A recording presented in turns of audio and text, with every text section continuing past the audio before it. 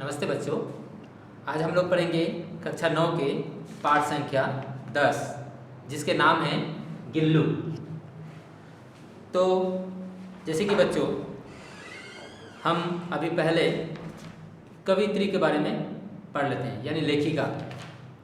लेखिका जो है यह चैप्टर गिल्लू के वह है महादेवी वर्मा। तो महादेवी वर्मा हिंदी साहित्य में आधुनिक युग की मीरा कही जाती है। महादेवी वर्मा का जन्म सन 1907 में उत्तर प्रदेश के फारुखाबाद शहर में हुआ था। जैसे कि जो गिल्लू कहानी के लेखिका हैं वह है महादेवी वर्मा। तो महादेवी वर्मा का जन्म 1907 में उत्तर प्रदेश के फारुखाबाद जिले में हुआ था। उनकी शिक्षा दीक्षा प्रयाग में हुई, यानी उनकी शिक्षा दीक्षा जो थी वह प्रयाग में हुआ। प्रयाग महिला विद्यापीठ के प्राचार्य पद पर लंबे समय तक कार्य करते हुए उन्होंने लड़कियों की शिक्षा के लिए काफ़ी प्रयत्न किए, यानी कि वे हिंदी साहित्य के जगत में वे एक महिला विद्यापीठ यानी महिला विद्यालय उसमें प्राचार्य पद पर वे कर्मरत थी। लंबे समय तक वे उसी पद पर नियुक्त थी और वे प्राचार्य होते के साथ साथ नारी शिक्षा यानी लड़कियों की शिक्षा दीक्षा पर ज़्यादा बल दिया है, उसे प्रमुख महत्व दिया है। 1987 में उनका देहांत हो गया। उनका जन्म हुआ था 1907 में और उनका देहावसान 1987 में उनका देहांत हो चुका। महादेवी जी कवयित्री के साथ साथ एक सशक्त गद्य लेखिका भी थी, यानी वे कविता के साथ साथ गद्य के अन्य विधाओं में भी उन्होंने अच्छी प्रतिभा हासिल की थी। छायावादी युग के प्रमुख कवियों में से वे एक थी। कह रहे हैं कि छायावाद, जैसे कि हमने पहले पढ़ा था कि हमारे हिंदी साहित्य इतिहास जो है वह 4 कालों में बांटा गया है। वह एक है आधुनिक काल, दूसरी है भक्ति काल, फिर तीसरा है रीतिकाल, चौथी है आधुनिक काल। आदिकाल, भक्ति काल, रीतिकाल एंड आधुनिक काल। आधुनिक काल में जो होते हैं वह है छायावाद। छायावाद यह एक समय है। इसमें 4 प्रमुख कवियां हैं। जैसे कि एक है जयशंकर प्रसाद, 2 नंबर है सुमित्रा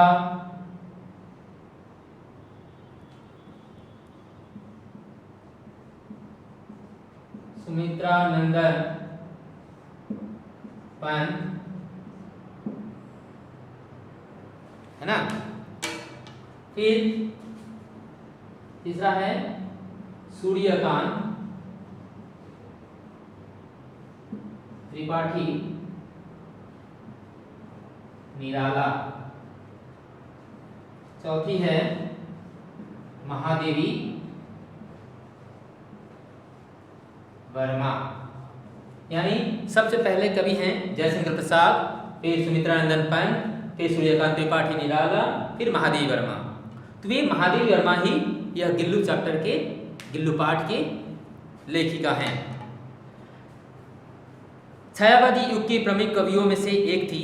उनकी प्रमुख काव्य कृतियाँ जो हैं, जो कविताएं हैं वह है निहार, रश्मि, नीरजा, यामा, दीपशिखा उनकी प्रमुख काव्य कृतियाँ हैं। इनके अतिरिक्त उन्होंने जो गद्य रचना की हैं उनमें से हैं अतीत के चलचित्र, स्मृति की रेखाएं, पथ के साथी, श्रृंखला की कड़ियाँ आदि उनकी प्रमुख काव्य कृतियाँ हैं। उन्हें बहुत सी पुरस्कारों के साथ भी सम्मानित किया गया था, जैसे कि साहित्य अकादमी पुरस्कार, ज्ञानपीठ पुरस्कार और पद्म भूषण से भी सम्मानित किया गया है। उन्होंने समाज में रहते हुए जो शोषित वर्ग होते हैं, जो उच्च वर्ग के लोग निम्न वर्ग के लोगों को तरह तरह से यातनाएं, उनकी मानसिक स्थिति, उनकी आर्थिक स्थिति को बहुत टॉर्चर करते हैं, शोषित करते हैं। और वे सिर्फ इंसानों को ही लेकर नहीं, बल्कि इस संसार में जो पशु पक्षी हैं उनके ऊपर भी उन्होंने बहुत सारे ऐसे रचनाएं रची हैं जिसमें हमें एक इंसान को पशु के प्रति जो प्रेम भावना होनी चाहिए वह हम दर्शाती है। तो चलिए अभी हम लोग गिल्लू कहानी पढ़ते हैं। कहते हैं कि सोनजूही में आज एक पीली कली लगी है, यानी सोनजूही।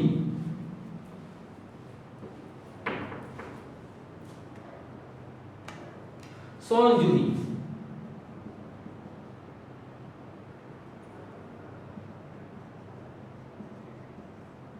है ना।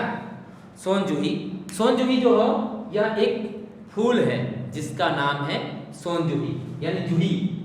जूही फूल का तो नाम सुने हो, यानी यह वही जूही फूल है जिसके रंग पीले होते हैं। पीला यानी हल्दी रंग का। तो कह रहे हैं कि सोनजूही में आज एक पीली कली लगी है। इसे देखकर अनायास ही उस छोटे जीव का स्मरण हो आया जो इस लता की सघन हरितिमा में छिपकर बैठता था और फिर मेरे निकट पहुंचते ही कंधे पर कूदकर मुझे चौंका देता था। तब मुझे कली की खोज रहती थी, पर आज उस लघु प्राण की खोज है। कहने की सोनजूही में वह जो सोनजूही लताएं थी उसमें कभी इस जूही पर लगे फूल को देखकर, पीली कली को देखकर उन्हें अनायास ही एक लघु यानी छोटे छोटे प्राणी का उसे स्मरण हो आता है, उसका याद आ जाता है, जो इस लता के हरियाली में ऊपर तक चढ़कर खेला करती थी, कूदा करती थी, छुआ छुअल खेला करती थी और मेरे वहाँ जाते ही वह मेरे कंधे पर ऊपर से छलांग मारकर मेरे कंधे पर आकर मुझे चौंका देती थी।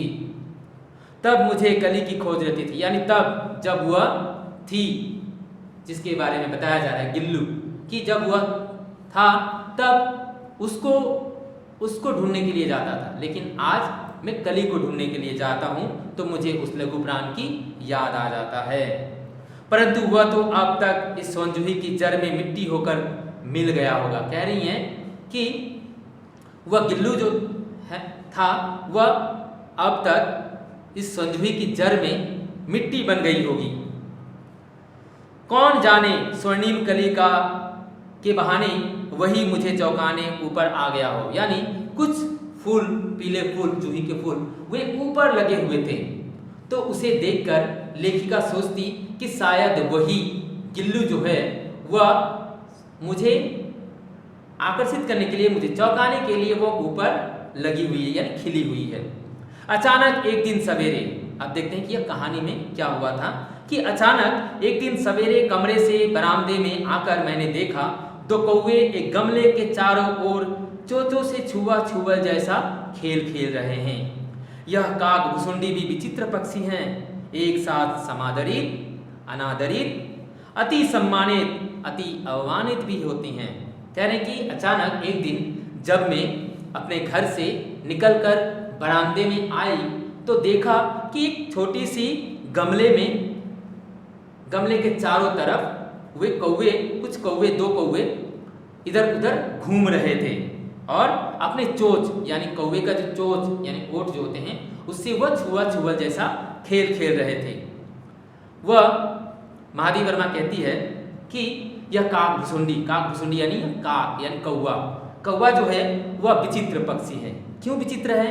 क्योंकि वे कभी कभी उसे लोग समादरित करते हैं। समादरित यानी समान रूप से आदर करना, यानी जैसे हम लोग बाकी पशु पक्षियों को आदर करते हैं वैसे ही उस कौवा को भी कभी कभी हम उसके साथ समान रूप से आदर करते हैं, उसे कहते हैं समादरित। और अनादरित यानी उसका तिरस्कार करना। जैसे हम लोग देखते हैं ना कि कभी हमारे घर के अगल बगल आसपास में आकर कौवे बहुत ज़्यादा चिल्लाते हैं, हल्ला चित्कार मचाते हैं, तो उसे सहन करने की शक्ति हमारी नहीं होती, तो हम लोग क्या करते हैं, उसे पत्थर फेंक कर भगाते हैं, मारते नहीं है बल्कि भगाते हैं कि यहाँ से तुम जाओ। तो उसे क्या करते हैं, अनादर करना यानी उसे भगाना।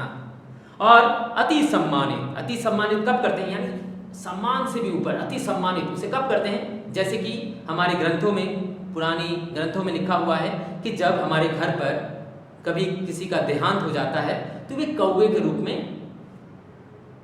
10, 11, 12 दिनों तक वे हमारे आसपास रहते हैं। उसे हम लोग क्या करते हैं, बुलाते हैं, आ बुलाते हैं कि आ और खाना खा।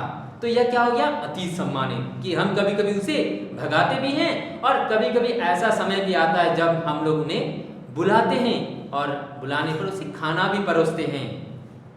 अति अवमानित, और कभी कभी तो उसे जोर जबरदस्ती भगाते भी हैं। तो इसीलिए महादेवी वर्मा कहती हैं कि काकभुसुंडी के जो है बड़ी विचित्र प्राणी है, बड़ी विचित्र पक्षी है, जिसको कभी कभी हम सम्मानित भी करते हैं और कभी कभी अवमानित भी करते हैं। हमारे बेचारे पुरखे न गरुड़ के रूप में आ सकते हैं, न मयूर के, न हंस के। कह रहे कि हमारे पुरखे, महादेवी वर्मा कहती हैं कि हमारे पुरखे जो हैं, जो गुजर गए हैं, यानी जिनका देहावसान हो चुका है, वे भला किसी रूप में आएंगे? उनका तो कहीं और किसी जानवर में, किसी दूसरे रूप में उनका जन्म हो चुका होगा, या कोई गरुड़ या कौवे के रूप में नहीं आते, मयूर या हंस के रूप में। उन्हें पीतर पक्ष में हमसे कुछ पाने के लिए काक बनकर ही अवतीर्ण होना पड़ता है। इतना ही नहीं, हमारे दुरस्त प्रियजनों को भी अपने आने का मधुर संदेश इनके कर्कश स्वर में ही देना पड़ता है। दूसरी ओर हम कौवा और काव काव करने को अवमानना के अर्थ में ही प्रयुक्त करते हैं। कहते हैं कि कभी कभी जब कौवा हमारे घर के आसपास चिल्लाती हैं, यानी आवाज़ लगाते हैं, तो हम उसके आवाज़ को सुनकर कुछ अंदाज़ा लगाते हैं, कोई संकेत हमें मिलता है, जैसे कि किसी प्रियजन का आगमन या कुछ खराब संकेत कि कुछ बुरा होने वाला है। ऐसे बहुत सारे जो है वह हमें संदेश के रूप में मिलता है। मेरे काक पुराण के विवेचन में अचानक बाधा आ पड़ी, क्योंकि गमले और दीवार की संधि में छिपे एक छोटे से जीव पर मेरी दृष्टि रुक गई। कह रहे हैं कि जब मैं कौवा के बारे में जब मैं यह सारे विचार करता था कि वे पुराणों में लिखी गई एक काकभुसुंडी है, उनके कभी आदर भी करना पड़ता है, कभी सम्मानित भी करना पड़ता है, कभी उसे भगाना भी पड़ता है। यह सब चिंताधारा करते करते उनका दृष्टि अचानक से उस गमले के अंदर जा पहुंचा, जिसमें एक छोटा सा जीव उसमें परी हुई थी। निकट जाकर देखा, गिलहरी का छोटा सा बच्चा है। जब वे निकट गई तो देखा उस पानी के गमले में एक छोटा सा जीव पड़ा हुआ था, जो संभवतः घोंसले से गिर पड़ा है। और अब कौवे जिसमें सुलभ आहार खोज रहे हैं, जिसमें एक छोटा सा गिलहरी का बच्चा गिरा हुआ था, और कौवे इसलिए उसके चारों ओर छुआ छुअल खेल रहे थे, क्योंकि वह भाग नहीं सकता, बहुत छोटा था, भाग नहीं सकता, इसलिए कौवा उसे खेल खेल कर उसके नोच रहे थे, अपने आहार बना रहे थे। काकद्वय की चोंचों के 2 घाव इस लघु प्राण के लिए बहुत थे, अतः वह निश्चेष्ट सा गमले से चिपटा पड़ा था। कह रहे कि इतने बड़े बड़े कौवा 2, जिनके नोकीला चोंच, इस छोटे से जीव को 2 चोंच ही बहुत काफी था उसके प्राण लेने के। बेचारा उसमें एक छोटे से कोने में चिपक कर बैठा हुआ था, डर के मारे। सबने कहा कौवे की चोंच का घाव लगने के बाद यह बच नहीं सकता, अतः इसे ऐसे ही रहने दिया जाए। जब उस बच्चे को, उस जीव को, छोटे से जीव को महादेवी वर्मा उठाकर ले आई घर पर, तो सबने कहा, घर के जो बाकी सदस्य थे उन्होंने कहा कि यह जीव कौवे के घाव से बचेगा नहीं, इसलिए इसका सेवा सत्कार करना व्यर्थ है। परंतु मन नहीं माना, उसे होले से उठाकर अपने कमरे में लाई, फिर रुई से रक्त पोंछकर घावों पर पेनिसिलिन का मरहम लगाया। लेकिन महादेवी वर्मा जी का लोगों के बातों पर ध्यान न देकर उन्होंने क्या किया, उसे अपने हाथों से उठाकर सीने से लगाकर वह अपने कमरे में ले आई। ले आकर एक छोटे से रुई के टुकड़े से, कॉटन का जो टुकड़ा होता है, उससे उसके घाव को पोंछा, जो खून निकल रहे थे, रक्त निकल रहे थे, उसको पोंछा। पोंछने के बाद उस पर पेनिसिलिन मरहम लगाई। रुई की पतली बत्ती दूध से भिगोकर जैसे जैसे उसके नन्हे से मुंह में लगाई, पर मुंह खुल न सका और दूध की बूंदें दोनों ओर ढुलक गई। महादेवी वर्मा पहले उसके घाव को पोंछकर उसमें पेनिसिलिन का मलहम लगाई, फिर रुई की टुकड़े को ही उसने पानी में यानी दूध में भिगोकर उसके मुंह में डालना चाही, लेकिन वह घायल गिलहरी का बच्चा मुंह खोल नहीं पाया और दूध की बूंदें इधर उधर गिरने लगे, ढुलकने लगे। कई घंटे के उपचार के उपरांत उसके मुंह से एक बूंद पानी टपकाया जा सका, यानी महादेवी वर्मा जी द्वारा बहुत लाख कोशिशों के बाद उसके मुंह में कुछ बूंद पानी की बूंद टपकाया जा सका। तीसरे दिन वह इतना अच्छा और अस्वस्थ हो गया कि मेरी उंगली अपने 2 नन्हे पंजों से पकड़कर नीले कांच के मोतियों जैसी आंखों से इधर उधर देखने लगे। कुछ दिन गुजरने के बाद, यानी 3 दिन, उसके कम से कम 3 दिन गुजर गए।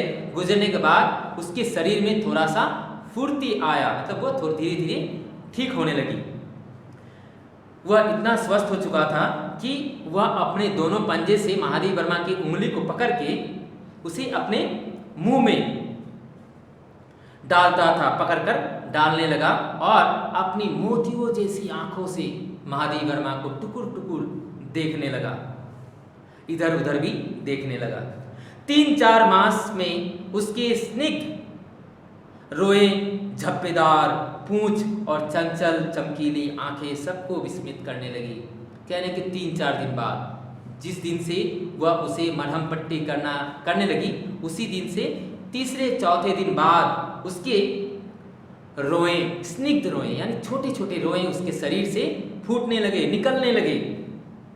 और पूंछ भी, गिलहरी के तो पूंछ होते हैं, उसमें झब्बेदार यानी पूरे झाड़ू के जैसे पूंछ और चंचल चमकीली आंखें सबको विस्मित करने, यानी इतना सुंदर आंखें थी कि जब वह किसी की तरफ देखता तो सबको विस्मित कर देता। हमने उसकी जातिवाचक संज्ञा को व्यक्तिवाचक का रूप दे दिया और इस प्रकार हम उसे गिल्लू कहकर बुलाने लगे। मैंने फूल रखने की एक हल्की डालिया में रुई बिछाकर उसे तार से खिड़की पर लटका दिया। कहने कि हमने, यानी हमने कौन? महादेवी वर्मा जी ने। महादेवी वर्मा जी ने उसके जातिवाचक मीन्स गिलहरी, स्क्विरल, है ना, यानी वह क्या थी? एक स्क्विरल था, यानी गिलहरी, जिसे हिंदी में कहते हैं गिलहरी।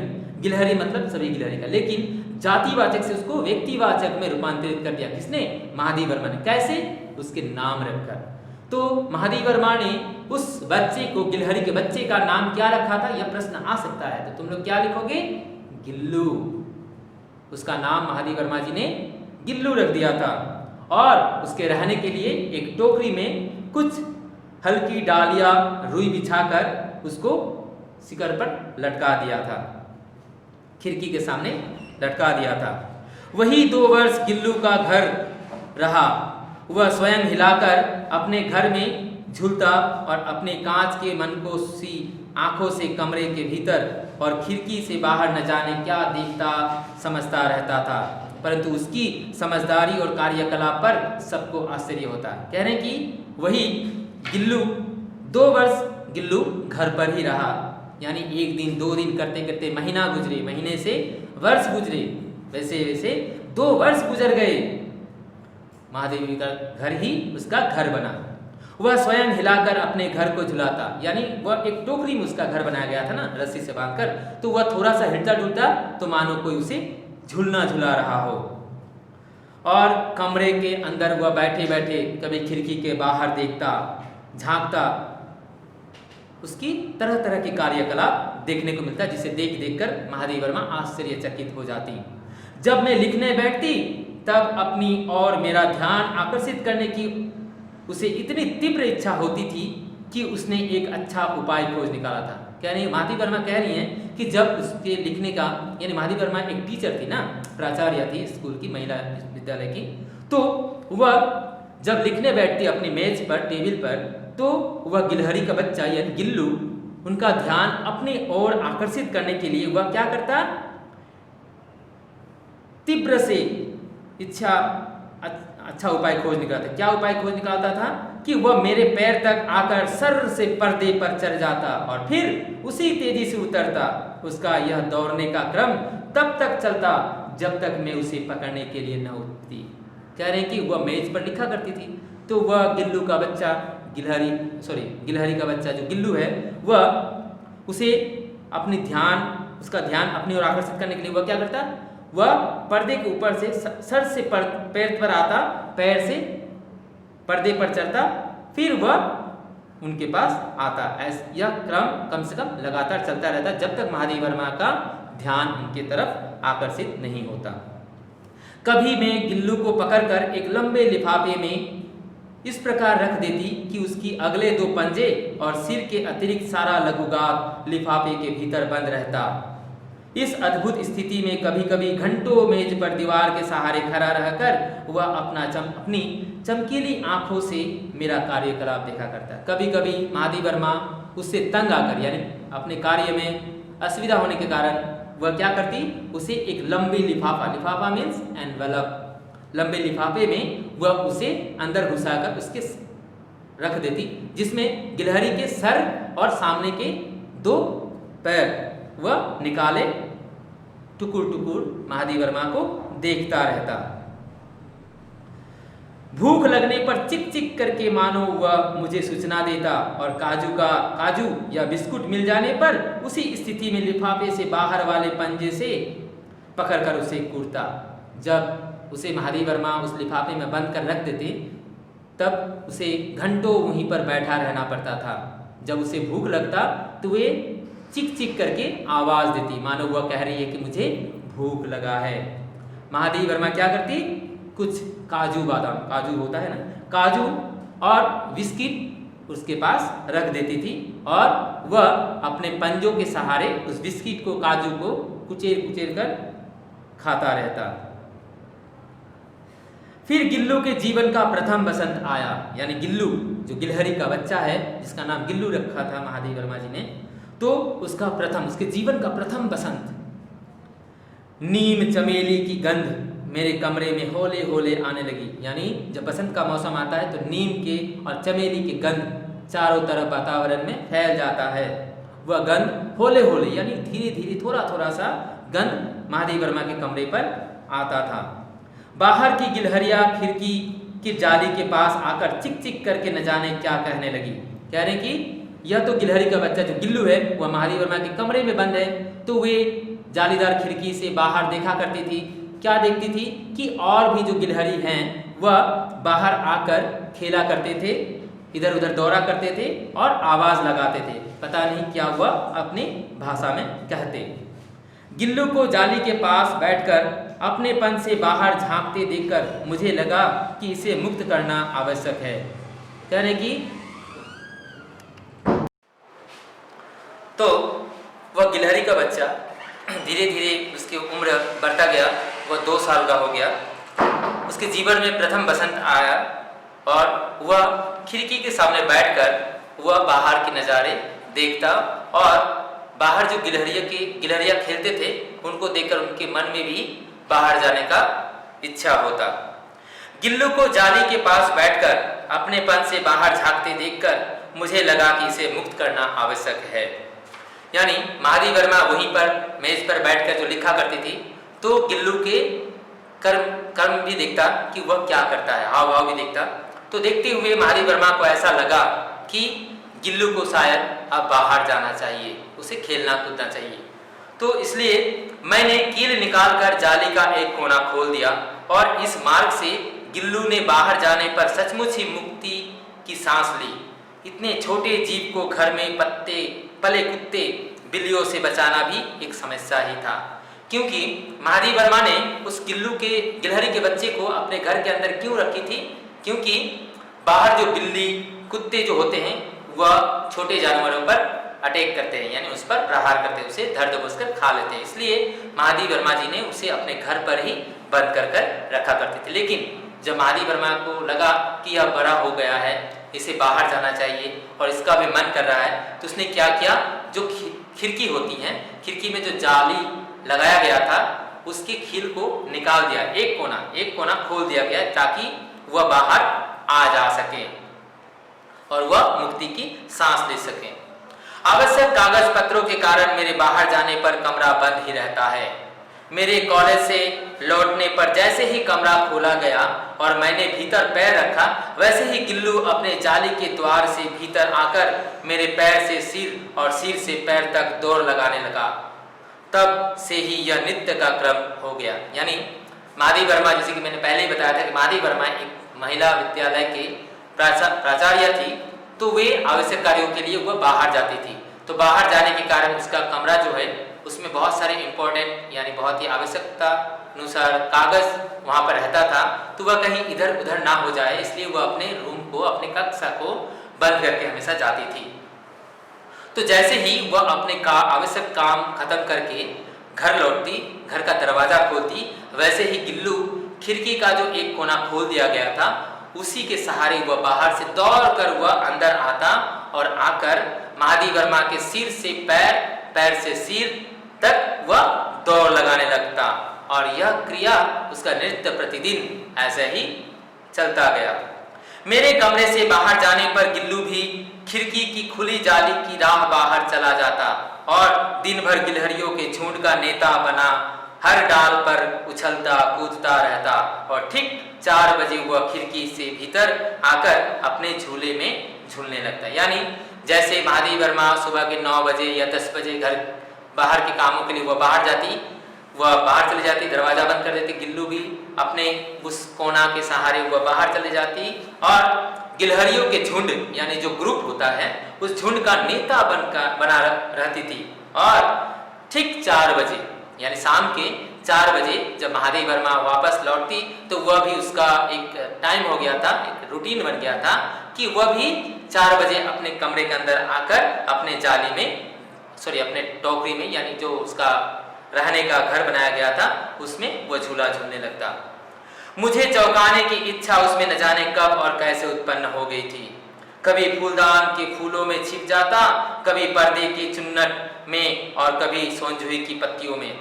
यानी मतलब होता है ना कि सरप्राइज, यानी अचानक किसी को चौंकाने का जो होता है वह तो हम स्वाभाविक तौर पर देखते हैं कि इंसानों में ज्यादातर होता है, लेकिन एक जो गिलहरी का बच्चा उसमें भी यह स्थिति आ जाएगी यह हमने कभी सोचा नहीं था।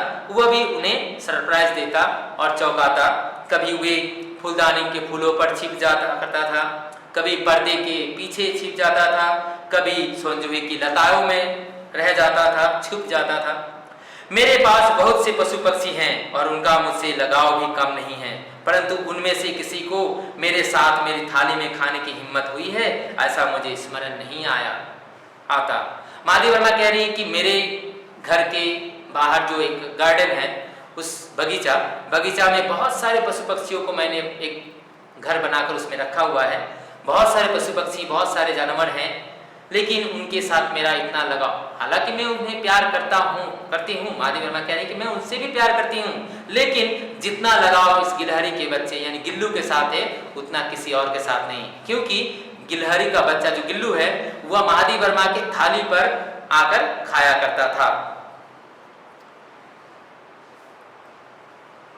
गिल्लू इनमें अपवाद था, यानी बाकी जो जानवर थे, पशु पक्षियां थे, उनसे यह गिल्लू अपवाद यानी उनसे हटके था, अलग था। मैं जैसे ही खाने के कमरे में पहुंचती वह खिड़की से निकलकर आंगन की दीवार, बरामदा पार करके मेज पर पहुंच जाता और मेरी थाली में बैठ जाना चाहता। गिल्लू मैं जैसे ही यानी माधवी वर्मा जब खाने के लिए अपने खाना परोस कर अपने रूम में ले आती खाने के लिए, वैसे ही गिल्लू भी उस खिड़की से निकलकर आंगन की दीवार के सहारे बरामदे पर आ जाता और मेज पर पहुंच जाता जिसमें मैं खाना खाने बैठती थी। मेरी थाली में मानो वह बैठ जाना चाहता था। बड़ी कठिनाई से मैंने उसे थाली के पास बैठाना सिखाया, जहां बैठकर वह मेरी थाली में से एक एक चावल उठाकर बड़ी सफाई से खाता रहता। कह रहे हैं कि माधवी वर्मा कि पहले तो वह मेरे थाली में ही आकर बैठ जाता था, लेकिन धीरे धीरे मैंने उसे सिखाया कि नहीं, थाली में तो खाने का चीज होता है, तुम थाली से बाहर हट के बैठा करो। काजू उसका प्रिय खाद्य था। सवाल आ सकता है कि गिलहरी के बच्चा यानी गिल्लू को खाने में क्या पसंद था, तो क्या पसंद था? काजू। काजू उसका प्रिय खाद्य था और कई दिन काजू न मिलने पर वह अन्य खाने की चीजें या तो लेना बंद कर देता या झूले से नीचे फेंक देता था। यानी उसका सिर्फ एक ही खाद्य पसंद था, वह है काजू। काजू के अलावा अगर कोई दूसरा खाने की चीज दिया जाता यानी बिस्किट, तो वे उसे नहीं खाता था। क्या करता, या तो उसे जाली में ही छोड़ देता था या उसे नीचे की तरफ फेंक देता था। उसी बीच मुझे मोटर दुर्घटना में आहत होकर कुछ दिन अस्पताल में रहना पड़ा। कह रही है महादेवी वर्मा, कह रही है कि अचानक से मेरा मोटर दुर्घटना यानी बाइसाइकिल यानी बाइक से, स्कूटी से उनका एक्सीडेंट हो गया, अचानक से उनका दुर्घटना हो गया, जिनके कारण उनको अस्पताल में कुछ दिनों तक एडमिट रहना पड़ा। उन दिनों जब मेरे कमरे का दरवाजा खोला जाता, गिल्लू अपने झूले से उतरकर दौड़ता और फिर किसी दूसरे को देखकर उसी तेजी से अपने घोंसले में जा बैठता। कह रही कि क्योंकि महादेवी वर्मा तो अब हॉस्पिटल में भर्ती हैं, तो उनको खाने पिलाने के लिए महादेवी वर्मा के जो कुछ लोग होते थे वे आकर उसे खाना देते थे। तो जैसे ही दरवाजा खुलता, गिल्लू को लगता मानो महादेवी वर्मा आ चुकी है। वे दौड़कर बाहर जाता, देखता कि नहीं यह तो कोई और है। यह देखकर वे निराश होकर फिर उसी तेजी से जाकर अपने झोली में बैठ जाता, घोंसले में। सब उसे काजू दे आते, परंतु अस्पताल से लौटकर जब मैंने उसके झूले की सफाई की तो उसमें काजू भरे मिले, जिनसे ज्ञात होता था कि वह उन दिनों अपना प्रिय खाद्य कितना कम खाता रहा था। यानी महादेवी वर्मा जो उनके घर के काम करते थे, उनको कहती थी कि उनको ले जाकर काजू खाने के लिए दे दो। तो वैसे ही वे काम करने वाले लोग आकर उन्हें खाना देते थे, लेकिन वह एक भी काजू नहीं खाता, क्योंकि महादेवी वर्मा उसको देखना था। तो जब महादेवी वर्मा हॉस्पिटल से छुट्टी होकर स्वस्थ होकर घर वापस आई तो देखा जो घोंसला है, घोंसले में इतने दिनों से पड़ा हुआ काजू जस के तस यानी जैसा दिया गया था वैसा ही पड़ा हुआ है, उसको उसने नहीं छुआ था, खाना तो दूर की बात। मेरी अस्वस्थता में वह तकिए पर सिरहाने बैठकर अपने नन्हे नन्हे पंजों से मेरे सिर और बालों को इतने हौले हौले सहलाता रहता कि उसका हटना एक परिचारिका के हटने के समान लगता। कह रहे कि मेरी अस्वस्थता यानी महादेवी वर्मा जब अस्वस्थ हो चुकी थी यानी बीमार हो चुकी थी, तो वे तकिए पर, तकिया यानी जो बालिश के सिरहाने बैठकर अपने नन्हे नन्हे पंजों से मेरे सिर पर, यानी महादेवी वर्मा जब अपने तकिए पर सोती रहती थी तो वह गिलहरी का बच्चा यानी गिल्लू उस सिरहाने के पास पहुंचकर महादेवी वर्मा के सर को सहलाता, अपने पंजों से, नन्हे नन्हे पंजों से हौले हौले सहलाता रहता। गर्मियों में जब मैं दोपहर में काम करती रहती तो गिल्लू न बाहर जाता न अपने झूले में बैठता। अब उसने मेरे निकट रहने के साथ गर्मी से बचने का एक सर्वथा नया उपाय खोज निकाला था। वह मेरे पास रखी सुराही पर लेट जाता और इस प्रकार समीप भी रहता और ठंडक में भी रहता। यानी सुराही यानी पास में ही। जब गर्मियों के मौसम में महादेवी वर्मा जब पंखा चलाकर अपने बिस्तर में सोती तो उसके बगल में ही वह गिलहरी का बच्चा यानी गिल्लू भी आराम से वहीं पर सो जाता, गर्मी से बचने के लिए, ठंडक पाने के लिए। गिलहरियों के जीवन की अवधि 2 वर्ष से अधिक नहीं होती। वेरी वेरी इंपॉर्टेंट कि अगर सवाल आया एग्जाम में कि गिलहरी के जीवन अवधि कितने होते हैं, तो तुम लोग जवाब में लिखोगे 2 वर्ष। 2 वर्ष से अधिक नहीं होती।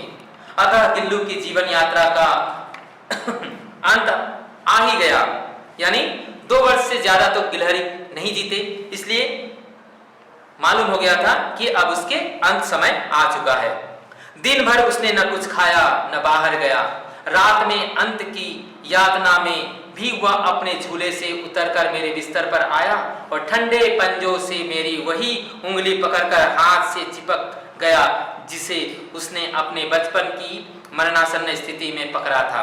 कहने की जिस प्रकार शुरुआत में जब उसे गमले में पाया गया था, महादेवी वर्मा जिस स्थिति में पाया था उसी स्थिति में उसे वह मिल गया, यानी वह खाना पीना सब छोड़ दिया और महादेवी वर्मा के पास आकर वह चिपक कर उनकी उंगली को पकड़े हुए वहीं पर लेटी रही, ना कुछ खाया और ना ही कुछ पिया। पंजे इतने ठंडे हो गए थे कि मैंने जाग कर हीटर जलाया और उसे उष्णता देने का प्रयत्न किया। यानी गिलहरी का जो बच्चा गिल्लू था उसके शरीर एकदम ठंड पड़ गया था। तो महादेव वर्मा को लगा कि शायद इसे बहुत ठंड लग रहा है, इसलिए उन्होंने हीटर चालू कर दिया, यानी ताकि उसे कुछ उष्णता मिले। परंतु प्रभाव की प्रथम किरण के स्पर्श के साथ ही वह किसी और जीवन में जागने के लिए सो गया। परंतु उसका उम्र खत्म होने के कारण वह हमेशा के लिए सो गया। उसका झूला उतार कर रख दिया गया और खिड़की की जाली बंद कर दी गई है। परंतु गिलहरियों की नई पीढ़ी जाली के उस पार चिक चिक करती ही रहती है और संजुई पर बसंत आता ही रहता है। जब गिलहरी का बच्चा गिल्लू मर गया तो उसकी जाली को भी बंद कर दिया गया, जो झूलना लटकाया गया था उसको भी खोल कर रख दिया गया।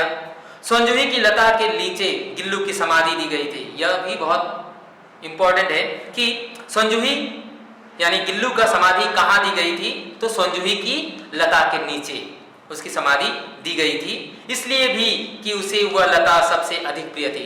उसका समाधि वहां पर क्यों दिया गया था, क्योंकि गिल्लू को संजुई बहुत पसंद था, इसलिए महादेव वर्मा जी ने उनका समाधि वहीं पर दिया था। इसलिए भी कि उस लघुगात का किसी वासंती दिन जूही के पीतक छोटे फूल में खिल जाने का विश्वास मुझे संतोष देता है। इसलिए महादेव वर्मा जब वहां जाती है तो वह संजुई की लगी फूलों पर ही उसे देखती रहती है। तो बच्चों, इस कहानी का सारांश हम लोग क्या समझेंगे कि यह गिल्लू नामक रेखा चित्र इस प्रकार की एक रचना है। इस पाठ में लेखिका ने गिलहरी जैसे लघुप्राण के स्वभाव, कार्यकला एवं संवेदनाओं को बड़ी बारीकी से चित्रित किया है। आज पूरे विश्व में पशु पक्षियों एवं वन्य जीवों के संरक्षणों के लिए अनेक कदम उठाए जा रहे हैं। इस संदर्भ में महादेव वर्मा द्वारा लिखित प्रस्तुत पाठ अत्यंत प्रासंगिक है। धन्यवाद।